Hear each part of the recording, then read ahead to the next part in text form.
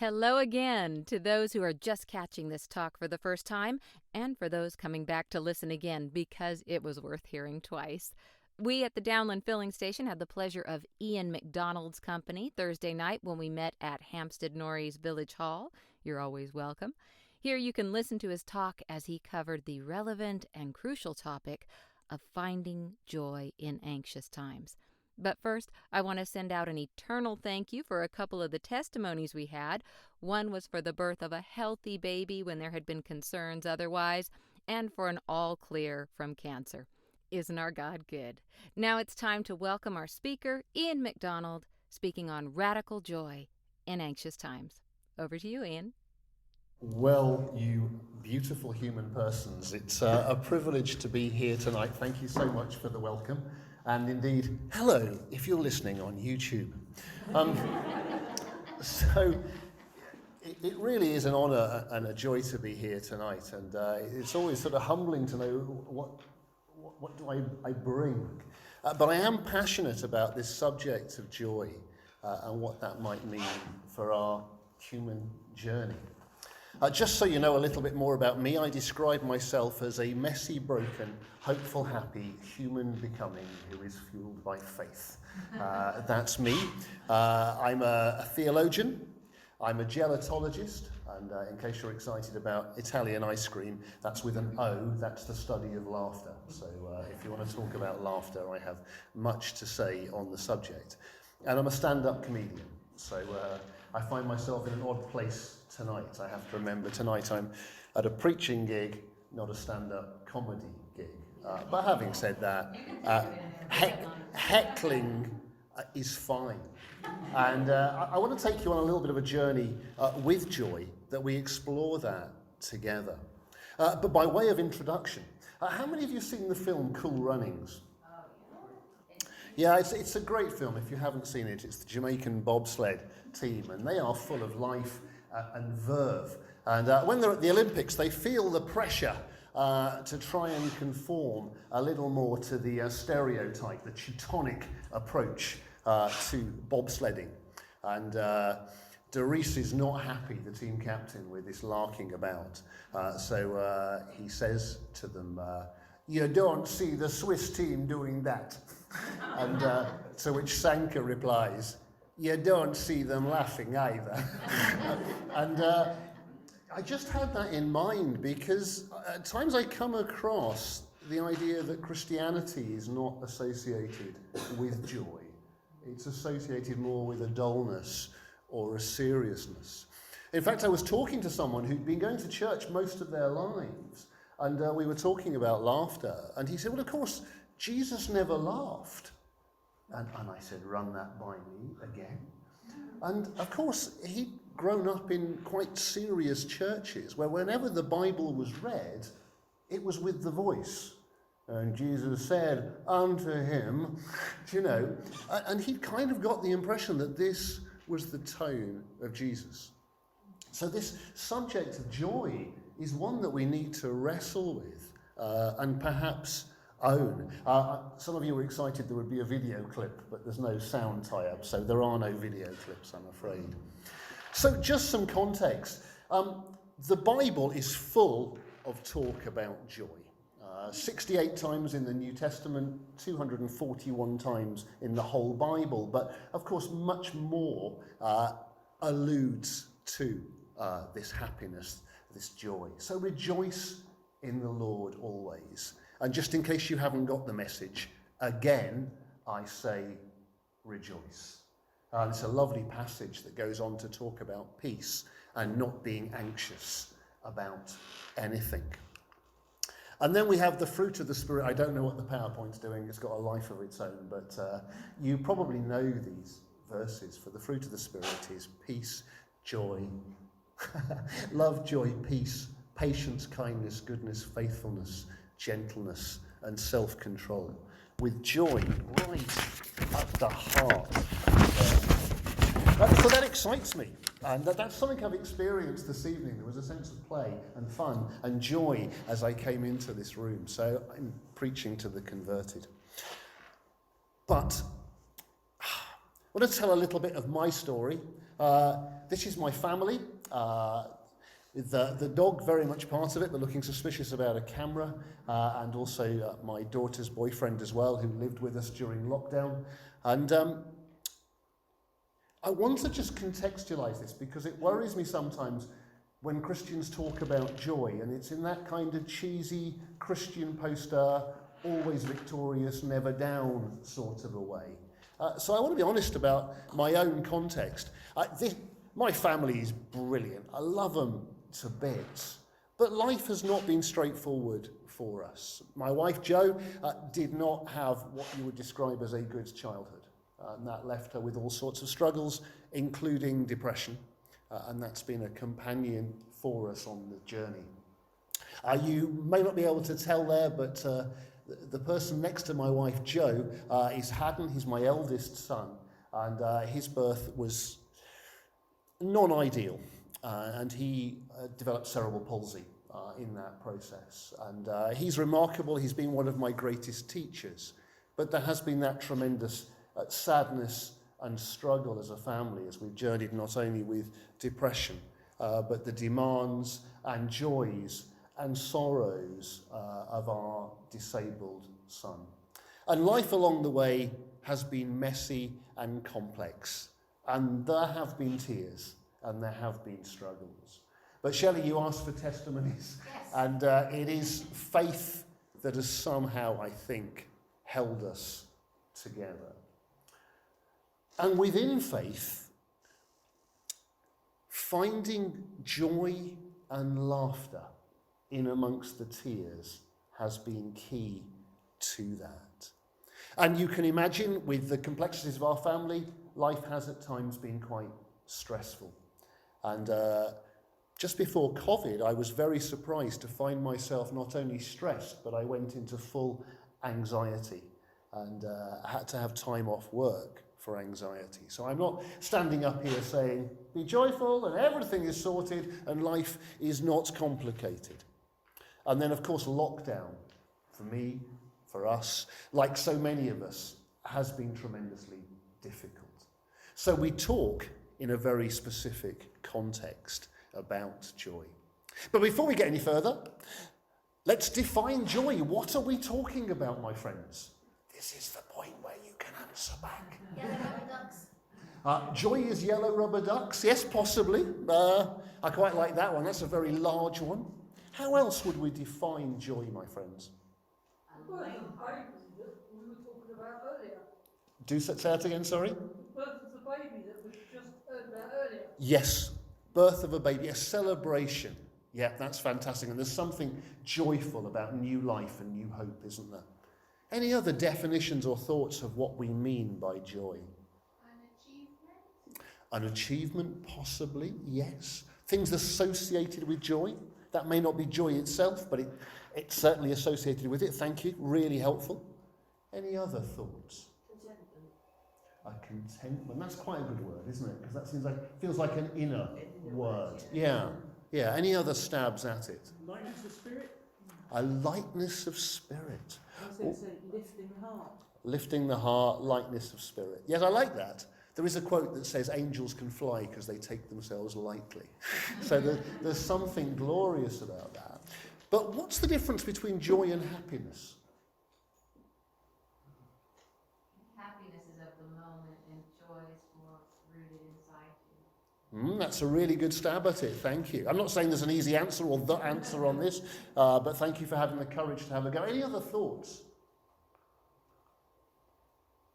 You can be happy with your face, but you can be joyful with your heart. Okay, so that's profound. Did you hear that? Happy with the face, joyful with the heart. But often joy of the heart will lead to happiness of the face, won't it? They are connected, and it's a bit of a Venn diagram for those of you who are maths scholars. There's a huge overlap. But what the Bible talks about with joy is something deeper, something that's not necessarily rooted to circumstances, something that flows. So happiness can be more in what is happening maybe, but joy can be before that and beyond that. So I just thought it was important to look at someone's phone for the answers. So, and I also want to talk about the fact that we are talking about joy tonight in a specific context as well. There was an article in The Guardian on languishing, and that was picked up by The Telegraph and the New York Times. For those who do psychology, it's the opposite of flourishing. It's not mental health crisis. And I thought the New York Times nailed it the best. They described it as a state of meh. And I don't know about you, but as I've shared stories and I've listened and my own experience through these lockdowns and through the uncertainty, that languishing has very much been something that I've noticed. Not flourishing, but not where we want to be. I was with a lot of church leaders today, and they were saying that many people in ministry they haven't got the energy that they had. So just acknowledging that, and that's the reality of a place we find ourselves in. And that's okay. And we also have a culture that's a bit of a joy killer as well. And that makes life difficult. This is Singapore Airlines. I've never flown on Singapore Airlines. I've never been anywhere that fine. But for years, Singapore Airlines have had a patent on a particular smell. Right? Not interesting. They own the patent on a smell. And what they work on is giving their customers a really good experience. But every time a plane comes in and it's cleaned, they spray this spray all around, right? So if you fly any other airline, at a subconscious level, it just doesn't feel right. It's not quite as good as Singapore Airlines. It's a very manipulative and a very clever trick. But I think that's what consumerism does all around us. It kind of produces that dissatisfaction, that if only, then I would be happy, I would be joyful. If I had that, then all would be okay. And it produces perhaps the unholy trinity of what I look like, what I own, and what I consume, where joy is something deeper, richer, and flows from a love that's because we are beautiful human persons, fearfully and wonderfully made. So, that's the context. I don't know how many of you related or identified to that pressure of consumerism and the feeling of languishing a little bit after lockdowns and uncertainty, and certainly the news this week has been pretty heavy. And we also need to talk about joy with the honesty of life as we find it. Now, I love that. It's a Playmobil set. But it flows from this German expression. I've been learning German from a book, German in 3 months, for 30 years. And I'm halfway through. So, I'm good at some of the simpler stuff. But the Germans have this expression, das Leben ist kein Ponyhof. Right? Life is not a pony farm. And I think that's a really funny expression. But I love that as shorthand for life is difficult. Challenge, hurt, pain, disconnection are all around us. And what I really love is the Bible doesn't shy away from that. The Bible is very real about the difficulties and the challenges of life. And I'm always comforted by these verses from COVID brain. My brain goes blank. Ecclesiastes. I was going to say, I went to Lamentations. I'm going, no, that's not right. That's not right. So there is a time to weep and a time to laugh, a time to mourn and a time to dance. And that is really, really important. Because one of the things that we need to explore joy for is in exploring joy, we open up the emotional channels of our life. One of my favourite definitions of discipleship is the process of becoming more fully human and more fully the human that God made you to be. But it's very easy to suppress emotions, to push down the things that we don't want to feel. But the trouble with that is you suppress grief, you suppress joy. When we start to explore and enable joy, it may well be that we enable grief and sorrow as well. But those are healing and healthy and part of who we are. Brian and I were on a weekend years ago together, a men's weekend, and it was slightly intimidating. It was full of really high-achieving blokes, right? So it was me, worked for the church, and everybody else was minimum company director or something. But I remember having a conversation with one of the guys there, and we were just chatting away and being really honest, and he said, the thing is, Ian, I feel nothing. And it was just a real moment where on that path to success, so much had been suppressed that he said, I feel nothing. So one of the reasons I'm passionate about this is it opens us up to be empathetic, connected humans. There's a quote that says, a young man who can't cry is a savage, and an old man who can't laugh is a fool. I quite like that.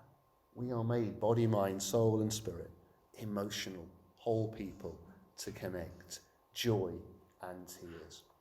And my own experience reflecting on my family and the things that I've learnt and encountered is this. The work of a mature person is to carry grief and gratitude and to be stretched large by them. I think that's an extraordinary thing. So I think probably I've overdone the fact that what I want to communicate tonight is I'm not talking about a cheesy Christian poster victory. I'm talking about joy and grief, but something deep and wonderful that we can live into. And we're going to come on to some how-to, but some of you are looking a bit serious. But one last thing I want to say, and I didn't mean this to be a lecture, but this was all the stuff that was on my heart and my mind, is there is a kryptonite. Is that kryptonite? I googled for a picture of kryptonite. I mean, it's only fictional, isn't it? There isn't really a kryptonite. No. There's shrugs on the back. I feel you guys are my experts. If you don't know, we're okay. We're fine. Superman, of course, famously, the only thing that can defeat him is kryptonite. But the kryptonite to joy is fear and anxiety. So some of these joy practices become what we need to step out of anxiety, to step out of fear. So Matthew 11, I love as a really weird piece of scripture, and the picture that Jesus paints. You probably can't read that, I apologise. Come to me, all of you who are weary and burdened, and I will give you rest.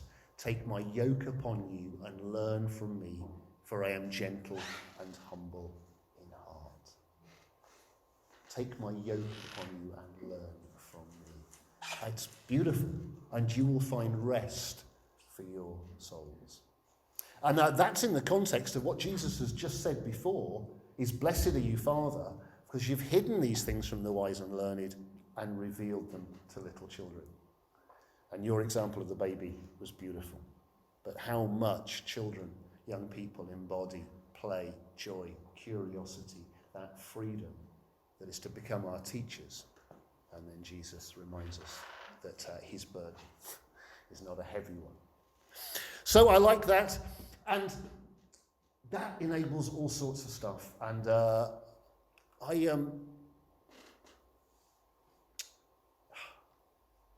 it enables us to carry ourselves a little bit lighter and not take ourselves so seriously.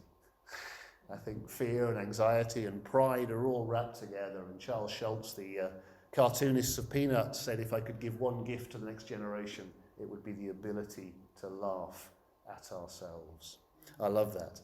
And a further thought, if you lose one sense, the others may be boosted to compensate. And you'll see that people with no sense of humour have a greater sense of self-importance.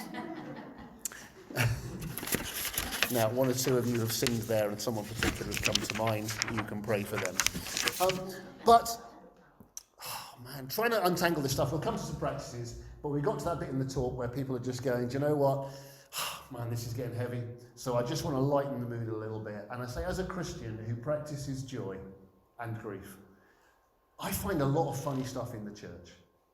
I've learned to laugh a lot at myself, but I've learned that we need to take God's love seriously. But what we do as church, with a little bit of a sense of humour. And I've been delighted to find some American churches who are, of course, named after the town that they're in. And they have some really funny names to their towns. So I liked this. Imagine the cool Lutheran church. So it's in the church, the town of Cool, the cool Lutheran church. And for those of us who work within the church, I thought this American town was particularly good. The flipping Church of God. Do you know? Just learning to laugh at ourselves. It's good to see you laughing. I don't know how far I can push this, but I think this typo from an Ash service was particularly good. Remember that you are butt dust. And I salute that church for that level of humility. I think that is wonderful. And sometimes our religiosity can just be well-meaning, but we can kind of communicate something different to what we meant. And so I'm sure this conference was brilliant. And people did arise and shine. And no doubt created a bit of a giggle and a laugh. So anyway, that was apropos of nothing. What I want to do is share a little bit of my experience, what I think the Bible is revealing to us, what God is calling us to in joy. And this has been my own journey, really. Joy is in the now. Stress is so often in the past and the future. And we have anxious left brains who are forever remembering things from the past and bringing that up and trying to fix and sort everything from the future and worry about things that might happen. In fact, that's what our left brain's designed for, is to protect us. So it wants to come up with worst case scenarios so we're prepared. Yeah? Coming out to the filling station tonight. They'll hate you. What if they'll hate you? What do you say? What if people disagree? What if their previous speakers have been really good and then you just feel like, all of that stuff happens. But prayer, faith, so much is about being in the now. And the gift of the worship band tonight is leading us in music in a way that we are in the now. The gathered community and worshipping God. And prayer practices, joy practices, are about in the now. The past and the present, just so much to deal with. But there is joy in the now. And this is fantastic. And joy is not dictated by circumstance. Singapore Airlines and others would have you believe that if only I had this jacket, or I drove this car, or I achieved this grade, or whatever it is, then maybe I would be happy and I would experience some joy. But joy is not related to circumstances. And we could get onto some stuff here. I could be a geek on this. But there's a brilliant professor in the States called Professor Sonia Liebermorsky, and she's researched all of this. And it's very interesting that circumstance forms only a small part of our happiness quotient. It's actually the choices that we make. And I would argue as a Christian, the practices that we step into. It's not about the circumstances. Circumstances could be tough, and there may be some crying and some grief within those. But there is surprising joy in those moments too. And joy is a practice. It's something that we step into. It's something that we choose to do. There's a verse in Thessalonians which I love. Be joyful always, pray continually, give thanks in all circumstances. For this is God's will for you in Christ Jesus. So this is encouragement. Here's 3 things to do. So I've got to be very careful we don't get the cart before the horse. You know, that it's not about the circumstance making us joyful, but the practice of joy that changes or inhabits the circumstances in a different way. Right. Is everyone okay? We're just coming into land with a bit of practical stuff now. You have been very patient. Thank you. Right. So, practicing joy. Joy flows from the inner life. We need to pay attention to the inner life. A guy called Mark Yaconelli a few years ago did a lot of research into how we might uncover the way of Jesus together rather than just get information about Christianity. And his reflection on the Western church, and this was a very big generalization, but I found it reflected my upbringing in the church. We don't know how to be with God. We don't know how to be with ourselves. And we don't know how to be with others. Because it's all about what we do rather than this flowing from the inner life and the presence of Christ and the vulnerability that opens up to living more deeply. And one of the mystics said, what we receive in love, what we receive in silence, we give out in love. So I'm passionate about the contemplative, the now, the silence, the quiet, the worship. Something that isn't about our doing or performing, but learning how to be. And how many of you got a dog? Quite a few of you. How many of you got a dog during lockdown? Oh.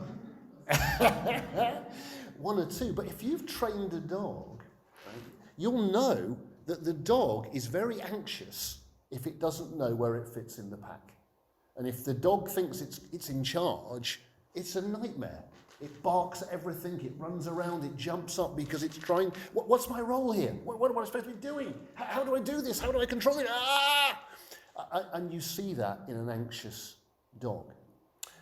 But when you train a dog and it learns from your calmness, your instruction, your leadership, it starts to sense that, oh, it's not my job. And you see it lie down by the gas fire. And it just goes, well, that's all right then. And then you have a calm dog. Now, I think that our left brain is a bit like a yappy dog. That's what God's made it to do. But it's not supposed to be the sum totality of us. We have right brain creativity, we have our unconscious, we have body, mind, soul, and spirit. We have this deeper place where we step into connection with God. But left to its own devices, our left brain is going, past and future. That's what it wants to do. And sometimes we've lost the practices that actually say, left brain, you are lovely, thanks for all that you do, but you are not in charge. I am body, mind, soul, and spirit. God loves me, God is present, and there's a deeper place than my anxious thoughts and my anxious desire to control. And practicing joy, I think, is rediscovering whatever that contemplative prayer looks like for you. And we're different characters. But it's not about saying the right things, it's not about being busy, it's not about being noisy. It's actually being in the now, because that's the moment that God is in. It's about our own vulnerability and acknowledging we can't do it all. So that really matters to me, and that has changed so much for me and my family as we've learned practices of stilling rather than busyness. As in that verse in Thessalonians, it's about gratitude. Now, neuroscience, they have this great phrase, the brain, neurons that fire together, wire together. Isn't that a great expression? We get used to patterns of thinking and behaviour and doing things. And actually, again, anxious left brain, I've got to worry, got to sort it out, or it'll probably go wrong. I come from Birmingham, we're very pessimistic, it's a lovely day, but probably tip it down later. Do you know, whatever, we will spot the negative. Be joyful always, pray continually, give thanks in all circumstances.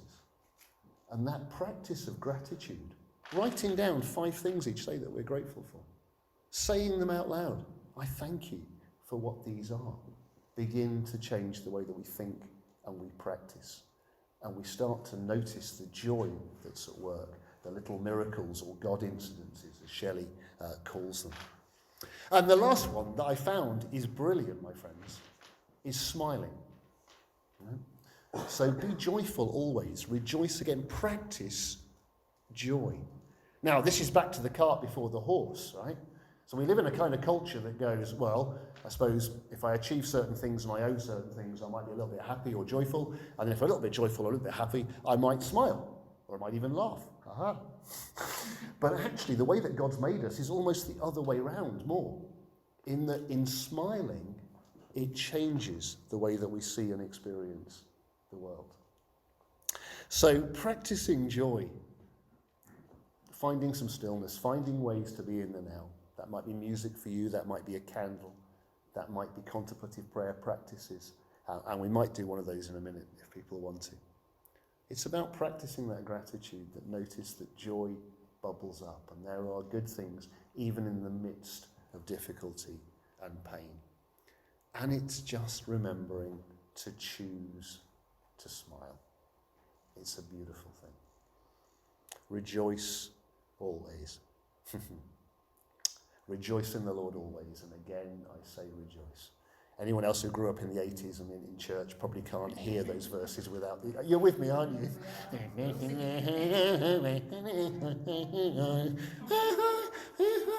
Except I'm very unmusical. So, man, in my messy way, that's what I wanted to bring tonight. That joy is possible, that we can practice and step into more joy, but not to suppress the tears or the grief or the longing, because those are all connected in with what it means to be becoming more fully human, which is the work that Christ is doing in us. Thank you, Ian, for that inspiring talk. And thank you all for joining us. We will be meeting again next month on Thursday, November 18th at 7:30 p.m. in the Hampstead Norreys Village Hall, and then posting it here on our YouTube channel. You can find out more details on www.fillingstation.org.uk or Facebook. Just look for the Downland FS.